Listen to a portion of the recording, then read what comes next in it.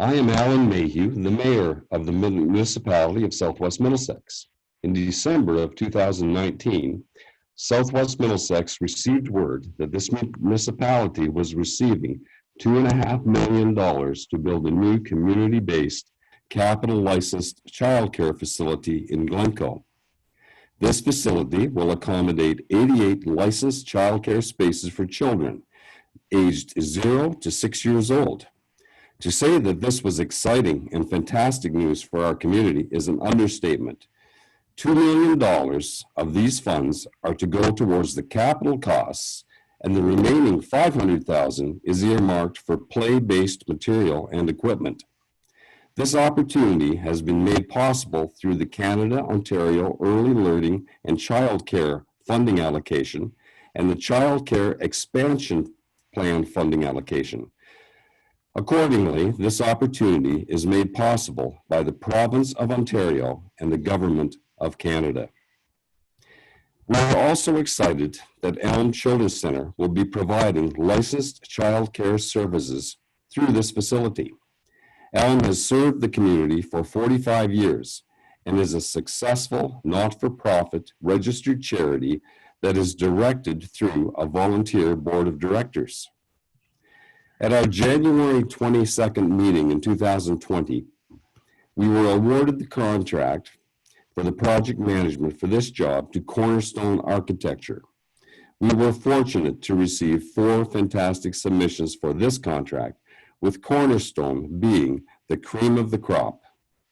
By February, we were already holding planning meetings, which involved Allison, the principal of Cornerstone, Southwest Middlesex staff, and representatives from Elm. It's my pleasure now to introduce to you Allison Hannay, who can tell you all about the vast knowledge and experience Cornerstone has with childcare. Allison, take it away. Thank you, Mr. Mayor. My name is Allison Hannay. I am a principal at Cornerstone Architecture, and we are located in London, Ontario. We have a staff of about 25 people, and we've been serving the Southwestern Ontario region since 1991. One of our main focuses of experience has been in the design of childcare centers, dating right back to the very beginning of our practice with the construction of the Dutton Childcare Center. Since then, we've completed over 15 childcare centers, both as standalone buildings and as part of elementary school projects throughout Southwestern Ontario. These are some of the images of projects that we've completed in the past, and it's a type of project that we're very passionate about designing for children, and we are just thrilled to be a part of this project with the municipality of Southwest Middlesex and Elm Children's Centre. It's been a lot of fun working together on this project with you.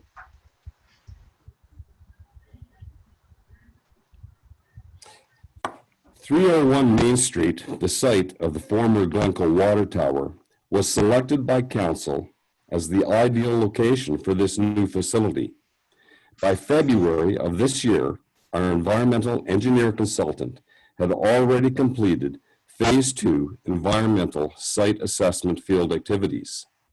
The soil and groundwater samples that were collected were found to be environmentally acceptable. In February, we also completed the rezoning of this property from a public utility zone to the restricted commercial C2 zone. We are currently in the process of finalizing the site plan approval and the record of site conditions. I will now turn things over to Naomi Wilson, representing Elm Children's Centre, to share some details on what Elm's wish list is for this new facility that they will be operating. Naomi, it's your turn. Thank you, Mr. Mayor. My name is Naomi Wilson, and I'm the chair of the board of directors for the Elms Children's Centre. I would like to start by extending my gratitude to everyone who has been involved with this process, especially considering the additional difficulties that have been faced during this time with the COVID-19.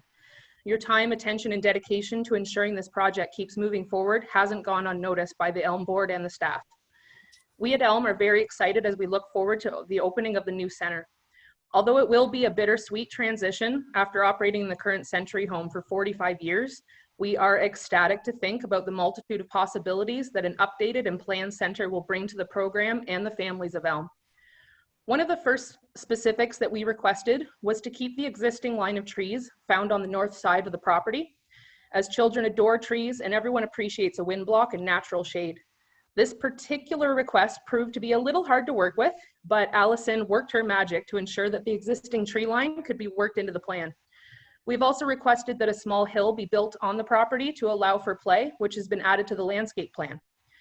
Being able to help to design the interior of the center was at first a very daunting idea, but after a couple tours of other centers, we began to put together a picture in our minds of what we envisioned as our space.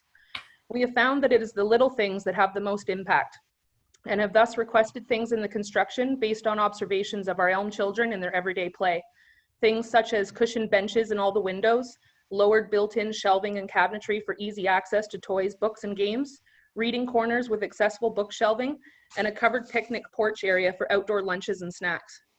We've also requested things in relation to functionality, such as doors accessible to the outdoor play areas directly from the classrooms, a bathroom accessible from the outside, coat rooms with additional storage space above the children's cubbies, and a kitchen area designed by our dietary aide to suit her needs and desires for everyday use.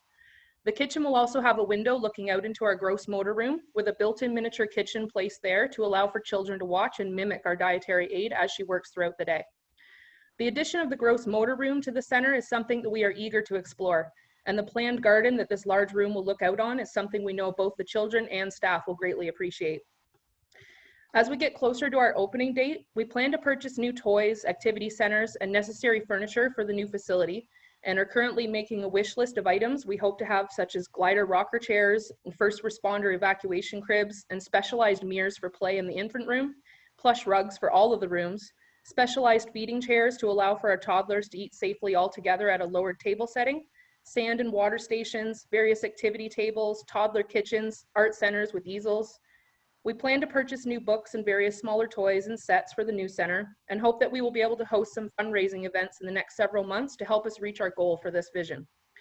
Overall, the Elm family is very pleased and full of gratitude for the amazing response we have thus far received from the community, municipal council and staff, and Allison and her team as we begin this new chapter in Elm history.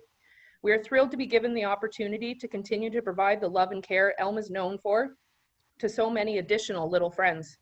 We have been honored to be a part of the planning and development throughout this process, and cannot thank Allison enough for all the changes and tweaks she has made on our behalf in order to make this center not only functional, but absolutely everything that we could ever ask for. So thank you, Allison, and I will hand the floor over to you.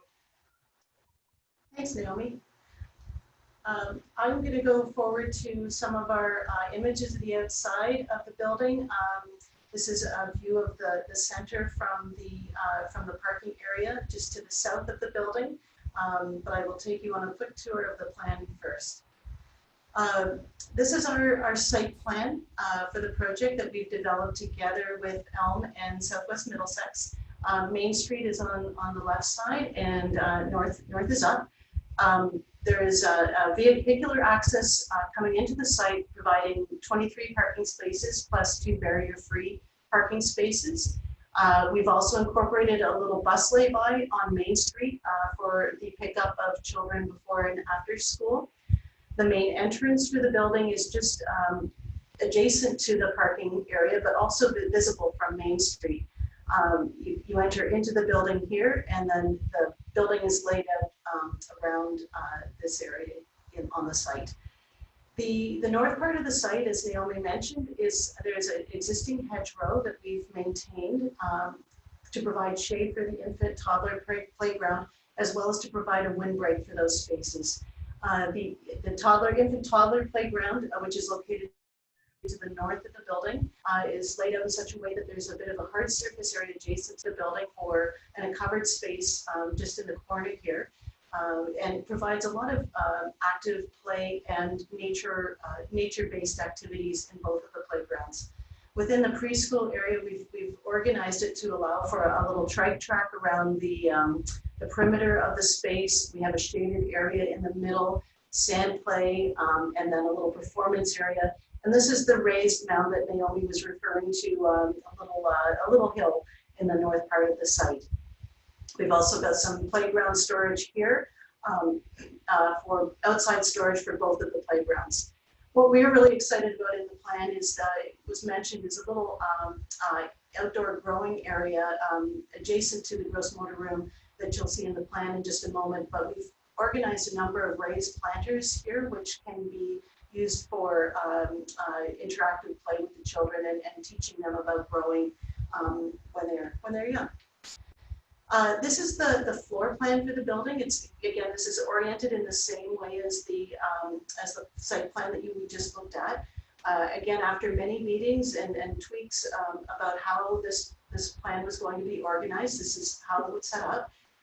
You enter through the main entrance here into a vestibule. We have a small entrance lobby in this space.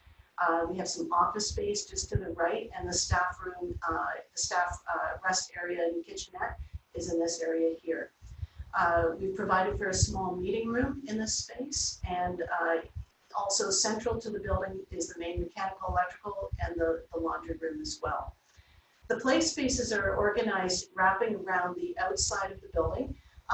In each case, we have separate playrooms for each of the child age groups. So the infant room is located in the first area here. Again, we like to locate the infant areas near to the main entrance.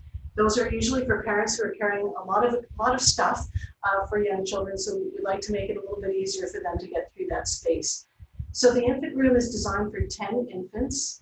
It has an adjacent washroom and a nap room, which is required by the Child Care and Early Years Act. As we move through this way, we have 2 toddler rooms that are set up to be mirror images, essentially, of each other. These are both designed for 16 toddlers in each room. Again, each room has an adjacent washroom that's easily accessible by the children and easy for the staff to maintain visibility into the playroom while they're in the washroom area. This coat area is designated for the toddlers, and it leads directly out to the infant and toddler playground, which is located just in this area here. As Naomi mentioned, we also incorporated doors from each of the playrooms so that in nice weather, children can just kind of move back and forth between the playrooms and the outdoor play spaces as well. At the east end of the building, the preschool rooms have been located. Again, they're designed for 24 preschool children. Each one has an adjacent washroom. Again, we try to make these very accessible for young children so that the washrooms are very close and easy to access. And similarly, the coat area for the preschoolers has been located between the 2 rooms, with then again direct access out into the preschool playground, which is in this area here. Naomi mentioned the gross motor room, which we've located centrally in the plan. It has a door to the outside, to the gardening area, and is adjacent to the kitchen space. And we have a pantry delivery door in this location here. We've created an interesting moment, I think, for children to be able to participate in the preparation of food. We have a low counter on the gross motor side and a high counter, but this is open between the 2 areas so that children and the dietary staff can interact with each other and experience the preparation of the meals that are created in the center. This is just a diagram showing some of the uses in the plan. It's a document that we had to produce for ministry approval, and again indicates all of the requirements that is part of the Child Care and Early Years Act, including window areas, floor areas within the space, required storage and washrooms, and that sort of information as well. So just gives you an idea of the level of detail that is required for ministry approval, which I believe is pending. Again, just a quick tour of the outside. The exterior of the building has really been inspired by a kind of rural modern barn aesthetic. The exterior is clad in wood siding, pre-finished wood siding. Roof is asphalt shingles, and we've created these moments of interest at the entrance and at the ends of the hallways to allow natural light into the plan. I think those spaces will be very bright and inviting to be in when the building is finished.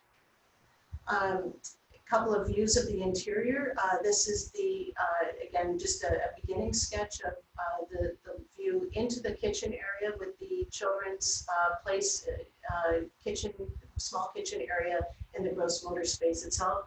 And this is the preschool coat area leading out to the playground.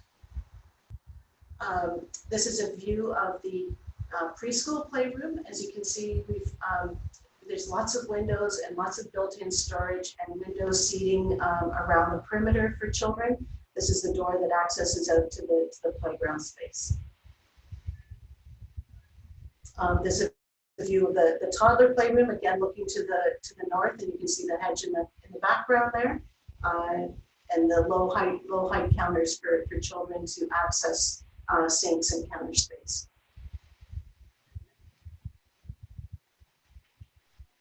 And that is a tour of the building. I think I would like to speak a little bit about our next steps. Once we were partway through the design of the building, we created a short list of contractors. We went through a pre-qualification process to select general contractors to construct this project. This was done through a public advertising process, both on the municipality's website and the local construction association. We received 15 submissions for of interest from general contractors, and from that selected a list of 7 general contractors to provide pricing for this project. And the project went out for tender on June the 8th and is recently closed and will soon be going to council for approval. We are hoping to start construction on the project very soon with a approximate 9-month construction period. Again, we were hoping for a completion date at the end of 2020, but due to some of the complications around the closures that we've all recently experienced, the date has been extended slightly to accommodate that.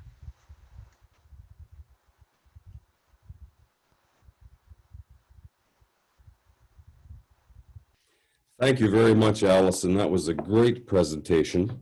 We, on behalf of Southwest Middlesex, I thank you very much. Allison, there's others to thank as well. Naomi, your participation in this project has been very admirable. We're very proud of Elm Children's Center. My own children went there, and we are just delighted that you will be the service provider here and that things will work out to your pleasure. I would be amiss not to thank our staff on this as well. Jill Belchamber, our CAO, directs us in the proper format to make these things on paper become a reality, and we're very thankful for that. Also, Steve McDonald, our facilities manager of Southwest Middlesex. He's a busy guy. He looks after all our real estate, parks, recreation, and I'm sure that his staff will maintain this building in this so that it'll be a lovely centerpiece for Southwest Middlesex in the future. And Steve, we thank you very much. We know that this has been burdensome on your schedule, and during the COVID-19 period, it has made that challenge even more so. And again, we thank staff. We're delighted to have the professionals associated with this project.